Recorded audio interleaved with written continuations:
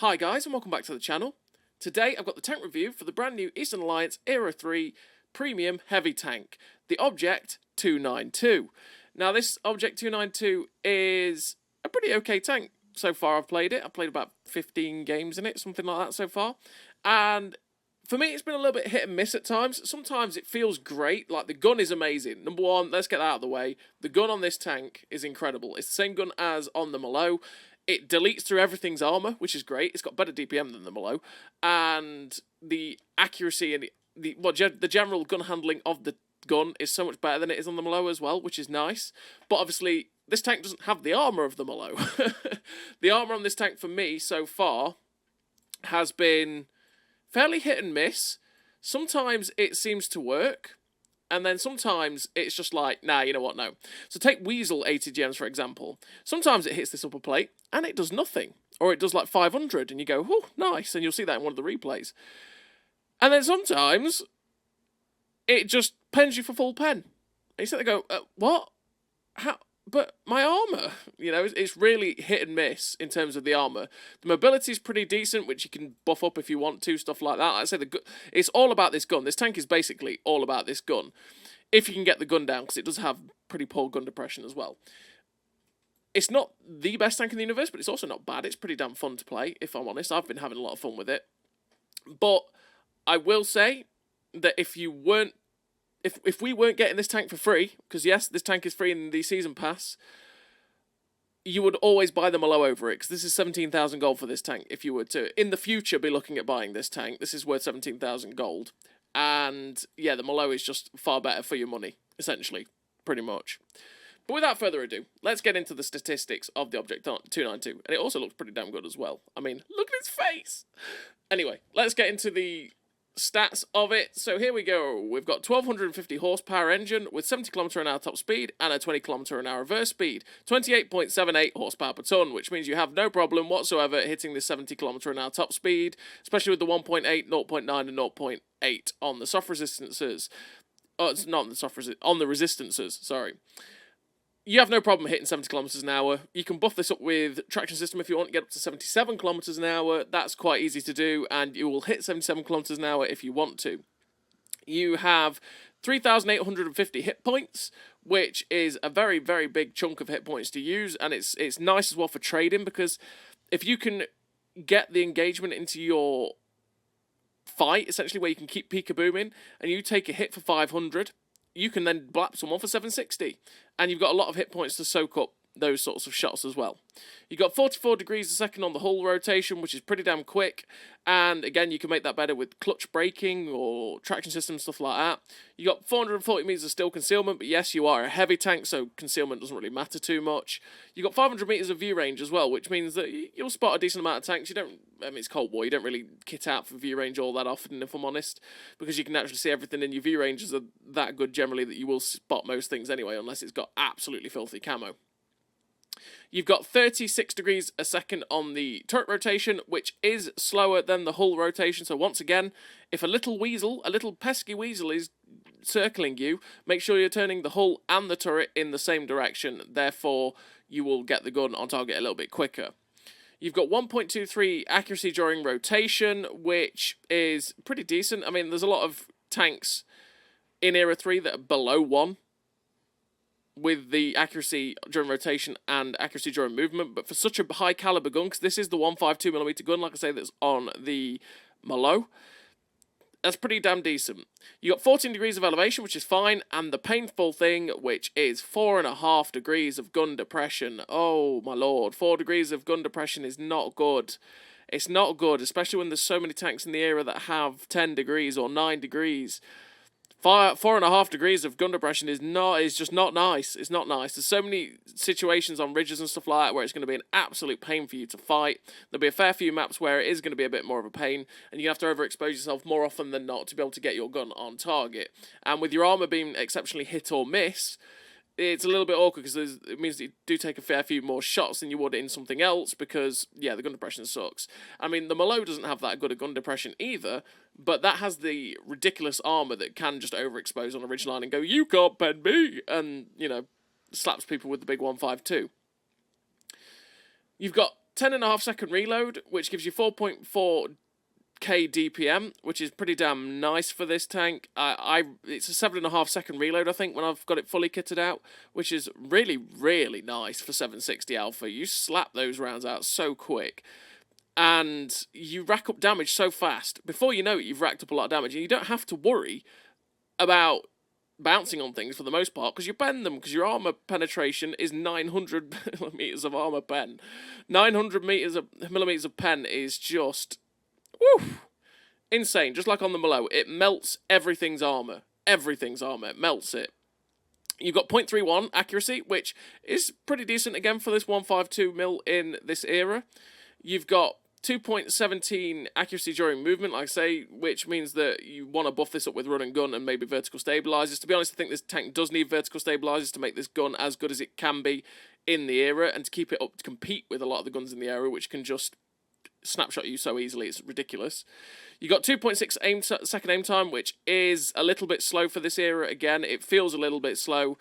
I buff this up, that there's multiple ways you can set this tank up. I buff this up with GLD as well to make sure that this gun is aimed in as quickly as I humanly can get it to aim in, because I want to be maximising how fast and how much I'm hitting people with this 760 alpha, pretty much. And yeah, you do have APFS DS on the first shell and HE on the second. It's the same as the Malo, you only have 2 rounds. 900 pen, like I say, is incredible, melts everything. You've got 180 pen on the HE, which is actually really good. If you were to get up behind most of the tanks in the area, you'll pen them with that, which could be quite filthy for 980. You've got 760 alpha on the standard round, like I say, and the shell velocity, which is now, I believe, the joint best shell velocity in Era 3 with the Malo at 1980 meters a second, which is fantastic. Means you don't have to lead too much when you are at like 200-300 meters, because the shell velocity is utterly fantastic.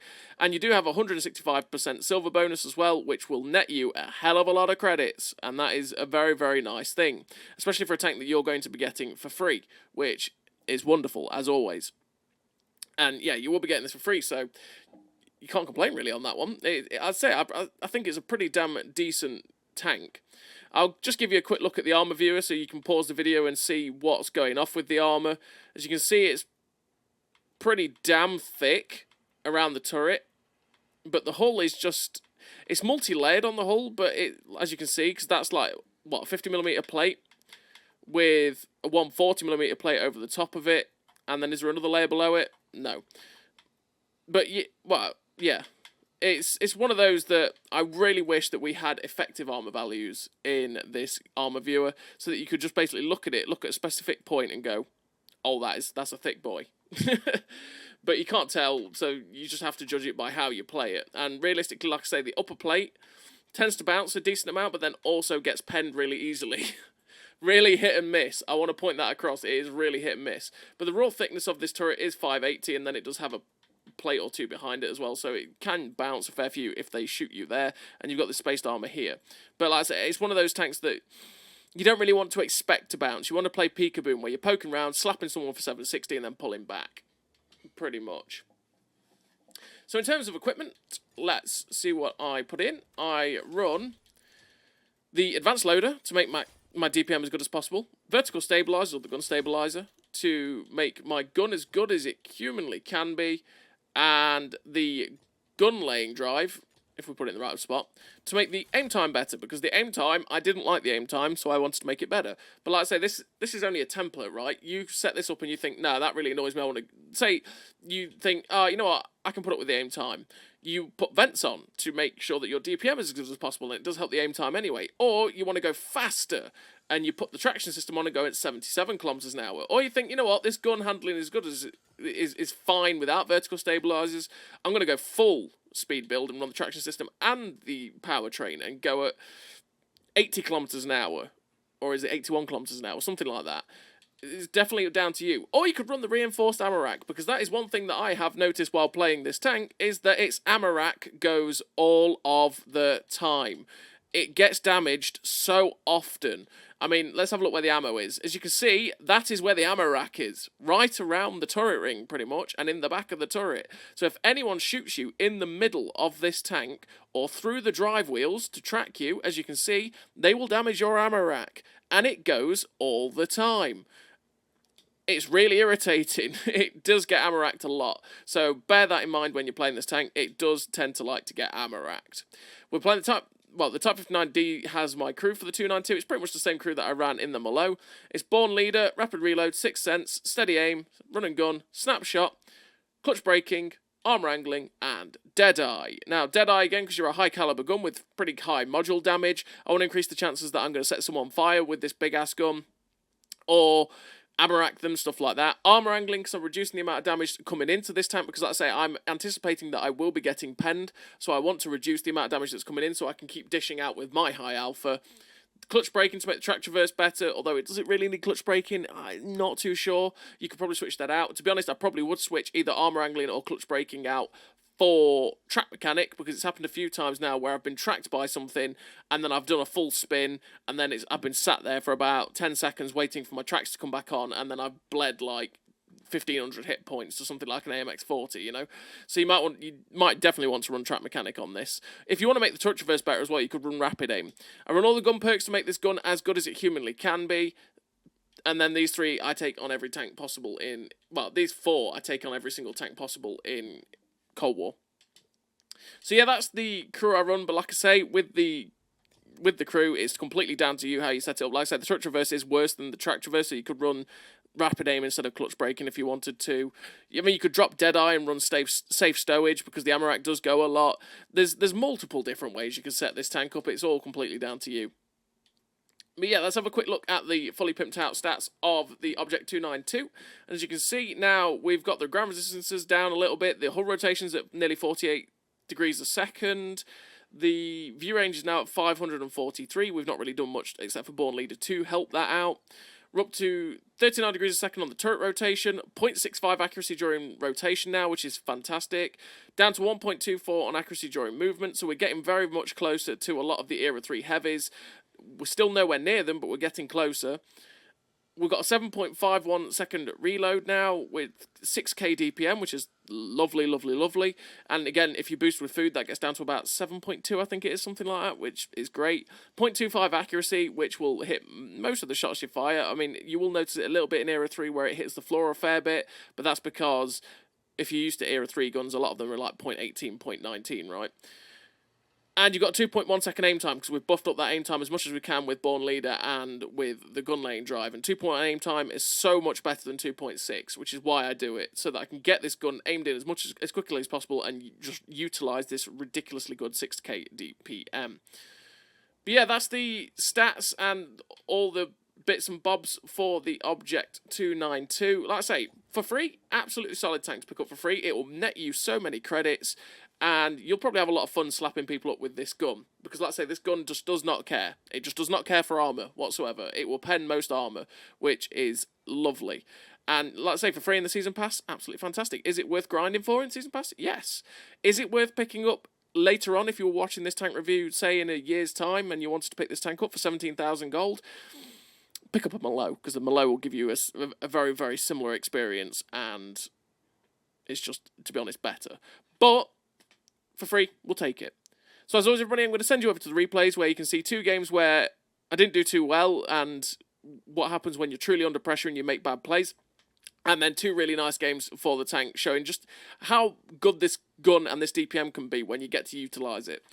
So as always, English is hard. English is hard, everybody, okay? As always, everybody, enjoy the replays. So here we are in the replays with the Object 292, and we are on Swamp. And on Swamp, I am thinking, what do I want to go?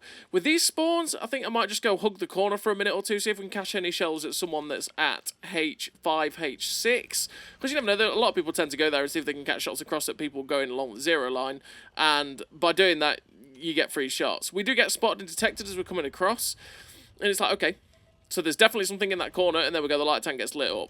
So we aim up, and unfortunately, the first shell misses. This is a good gun, honestly. But, you know, it's not as troll as the Malo. That was a nice shot straight through the drive wheel of the Malo right there. But yeah, it's not as troll as the Malo, because the Malo's gun is exceptionally troll. But it can derp occasionally, and you can feel it compared to something like an M1A2 or the Leclerc or the AMX-40 or, you know, any tank like that, Challenger, etc. Because their guns are exceptionally accurate, whereas this is accurate. It's very accurate in terms of this game, but it's not accurate for Era 3 standards, right? Like, exceptionally accurate for that. But as I say, it can troll, but for the most part, it will hit most of the shots you aim. As you can see, like, if we were firing that in the below, there's a likelihood that that probably would have hit the floor because it wasn't fully aimed, but it did go straight in. Now, I'm being very careful here because I know there was a weasel behind me. I caught a glimpse of him running up, and when I got detected, I was like, that's a weasel. Where is he? Where is that pesky little bugger? Where? Hello, Mr. Weasel? Are you here? No, I can't see the weasel. Okay, we'll just ignore that. We're not detected anymore. We're not spotted. It's like, screw it. We'll ignore it. And then we get spotted again. It's like, there he is, that pesky little bugger. He's up on top of the hill. You know what? We're just going to leave the weasel to do weasel things. It's what we're going to do. We're up to 2.2k damage so far. We end up just catching a glimpse of the T-72BU crossing. And, unfortunately, the shot goes above him. This is where I'm saying this gun can be, like, you can feel the accuracy sometimes. We try and get the shot into the BU, but unfortunately it misses. And then we notice this T-72B behind us. It's like, well, you know what? I feel like I want to go after this T-72B.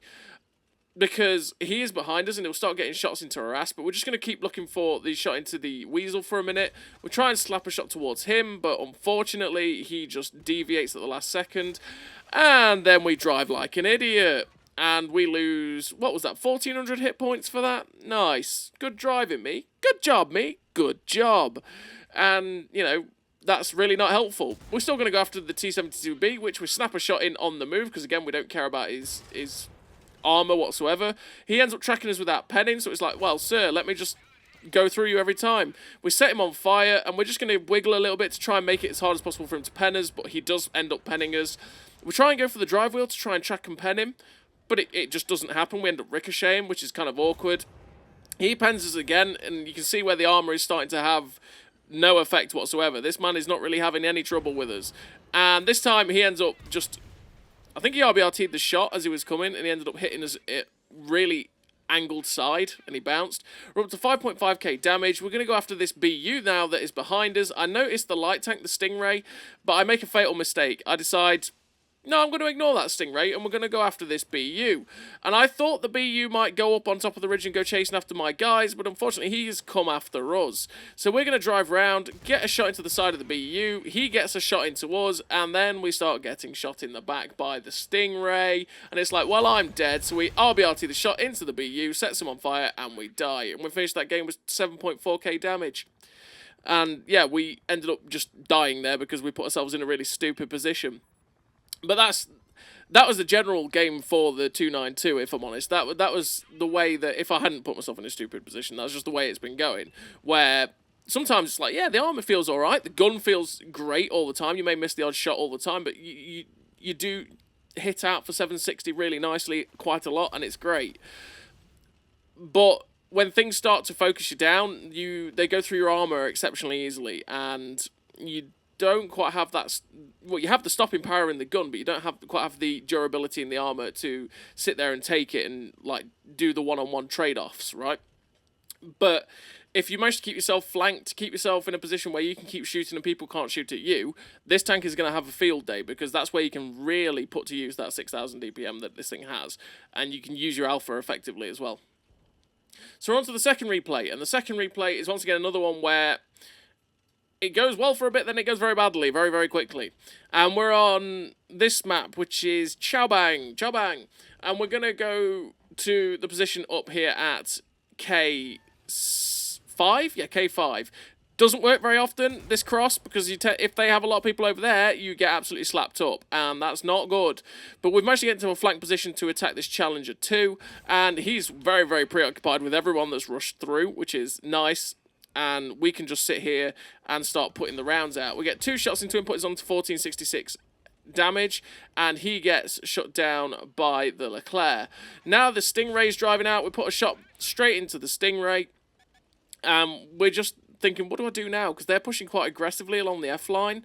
There was guys behind me, so we're just going to have a look, see if we can get a shot into something like the A that's crossing over, but we can't quite get the shot into him. We currently keep getting detected. I'm like, okay, what is looking at me? Could it stop, please?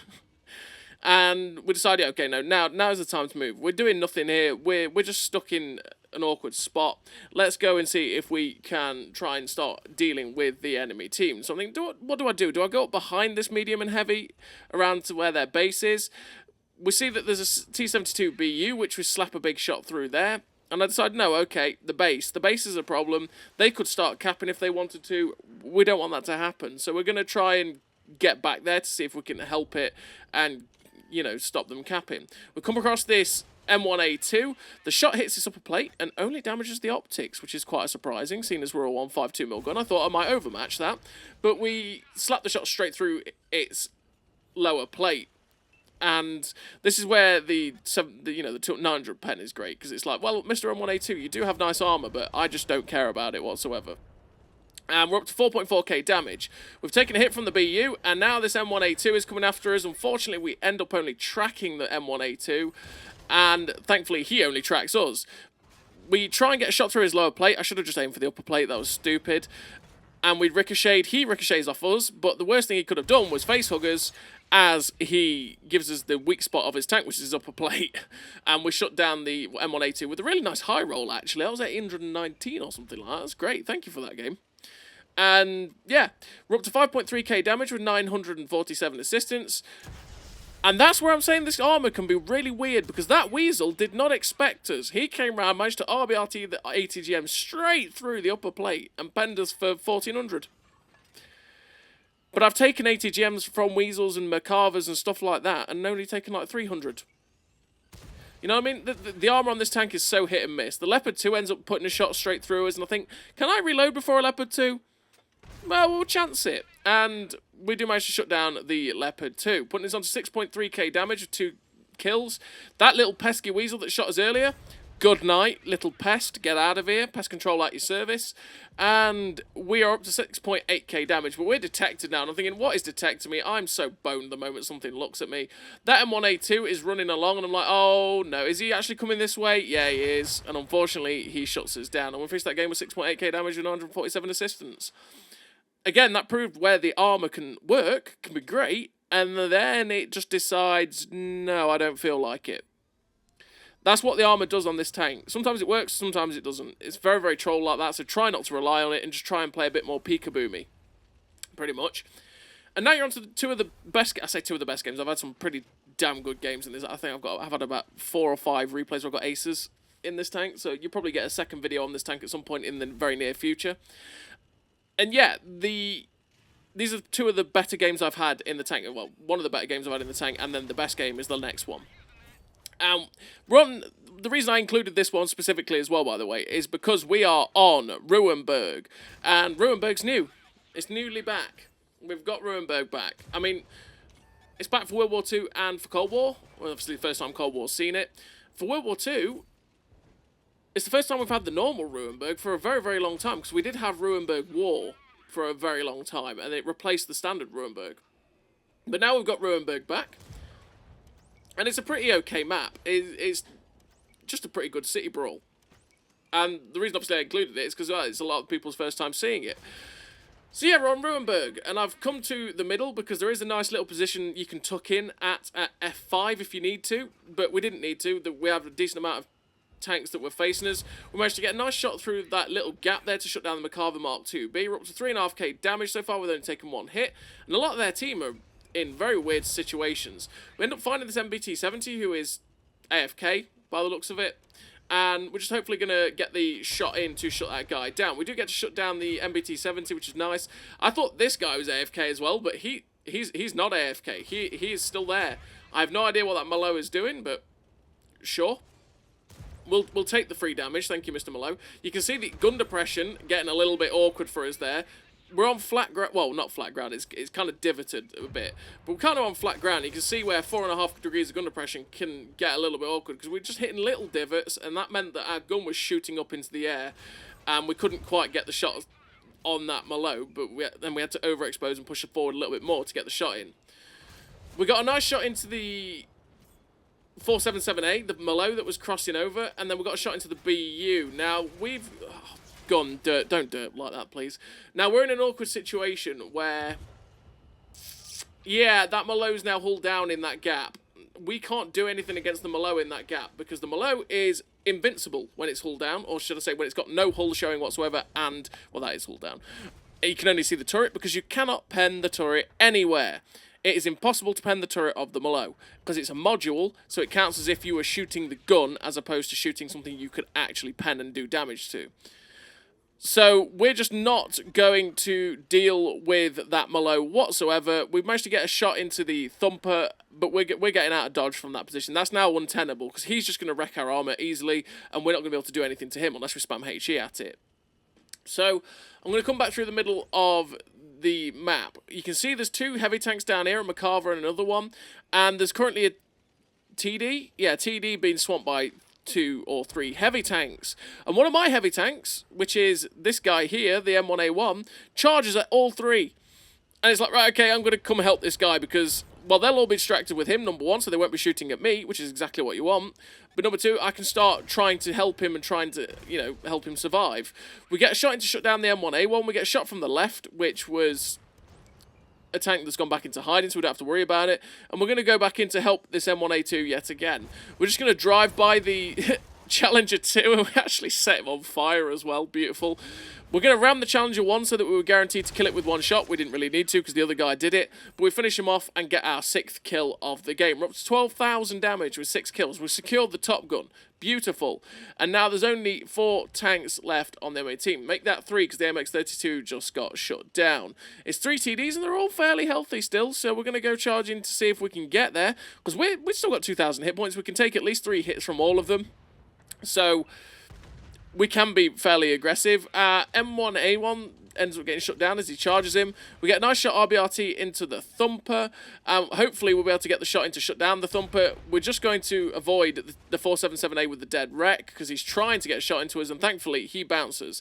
We're just going to go round the Malot because there's not much else we can do about it. We get a shot into his side as we drive past, and I decide, you know what, I'm going to shut down the Thumper since the Thumper's a 1 shot, and then turn back. But that Thumper popped smoke and then ran away, which made it really awkward. We do get the shot in to shut down the Thumper though, put us on to 7 kills with 13,645 damage, and now we're going to see if we can get in there to get a shot into this 477A and get our 8th kill of the game. And we hesitate because there was a scenery truck in the way, and I thought it was a dead wreck for a second, but no, I could have shot through that and got my 8th kill. But ayo, we finished with 7 kills, 13,600 damage, the Ace Tanker, the High Caliber, the Top Gun, Eastern Dominance, which is one of the new medals that has just come out for getting 7 kills in an Eastern Alliance tank, 1,854 base XP, a really nice game in the Object 292.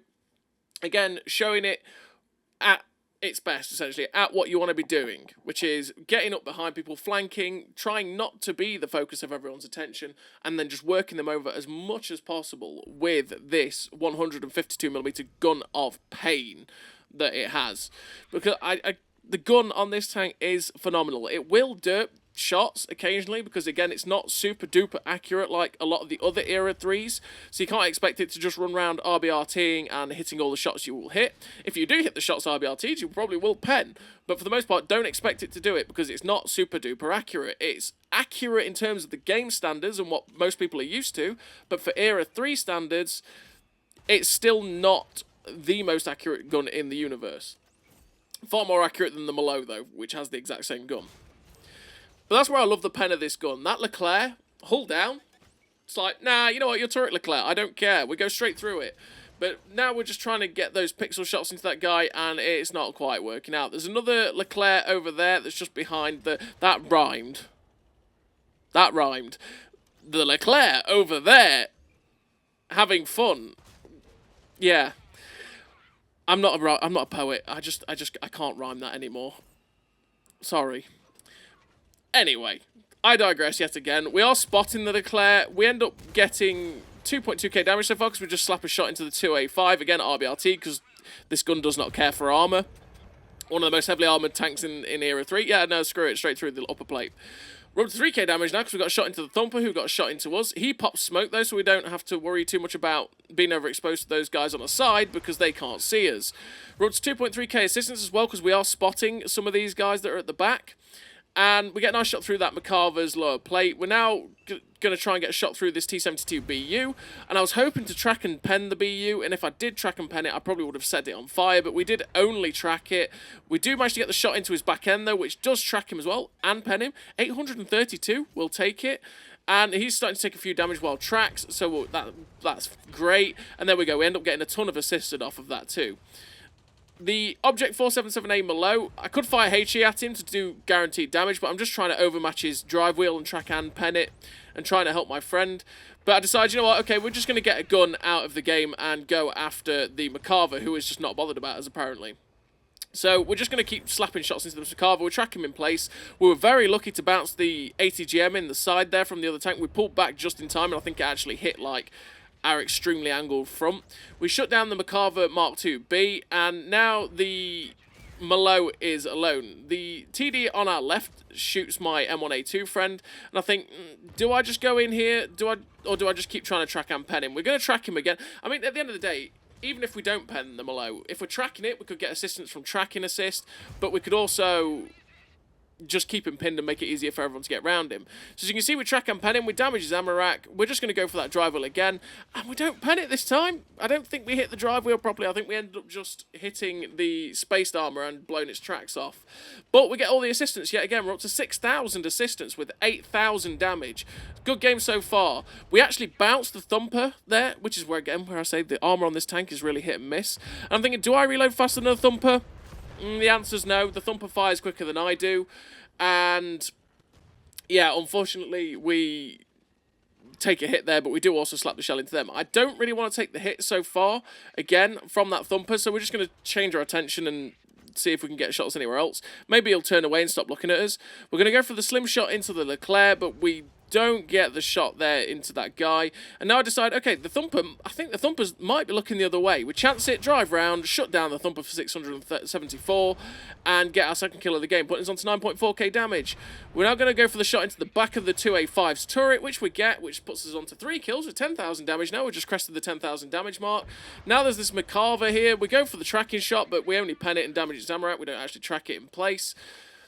And, yeah, again, Macarva's...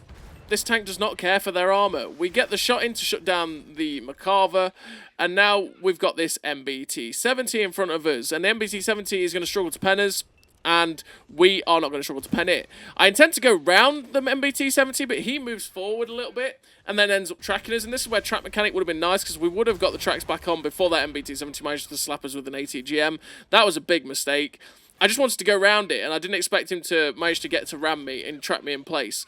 We get a shot through the Macarva Mark III, but now I'm thinking, oh god, I'm going to die. But thankfully, we don't. We're up to 14,000 damage with 6k assistance, 20k combined so far, 5 kills. The Weasel's running that way, someone's pinging the other way, so I'm thinking, okay, the Thumper might be over here. There is the Thumper. He's a possible one-shot if we roll high enough. We're going for the shot into his back end, which we get in for 709. And I thought, oh, I'm kind of alright now, because this light tank is going to kill him. And unfortunately, the Thumper manages to RB our tears and shut us down.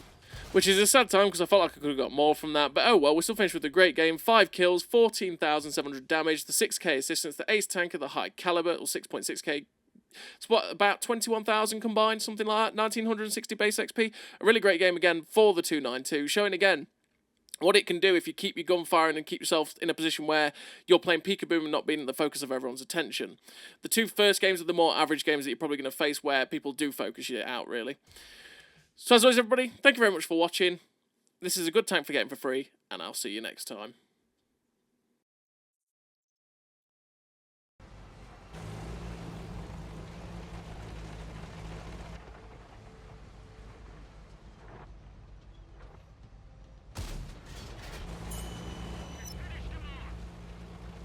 A great success!